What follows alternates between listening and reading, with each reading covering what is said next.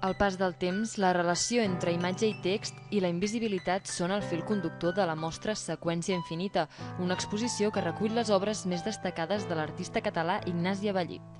L'art conceptual i la reflexió del món quotidià marquen la seva dinàmica de treball, que inclou peces inèdites que conviden a observar la realitat des d'una òptica inusual. Moltes d'aquestes coses estableixen reflexions sobre potser un costat absurd de la realitat. No? L'artista té un privilegi que és poder analitzar la realitat des d'una posició que no té molta gent.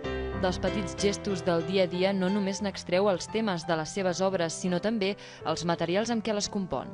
Moltes obres venen a partir de reflexionar sobre el que no està més lluny d'un metre de tu. O sigui, el pot de típex, el diari, la pols que cada dia es va dipositant, la llum. La mostra convida el visitant a descobrir els significats ocults de l'art i a potenciar altres sentits més enllà del visual. Juga també amb creacions d'artistes reconeguts com el mateix Joan Miró. La meva proposta va ser pintar-les de blanc sobre un espai blanc, de manera que quan estessin pintades de blanc pràcticament desapareguessin, i després tornar-les a pintar amb els colors originals perquè es tornessin a visualitzar com eren quan Miró les va fer, no? A través de la composició pictòrica fa lectures poc habituals d'obres de grans autors com James Joyce.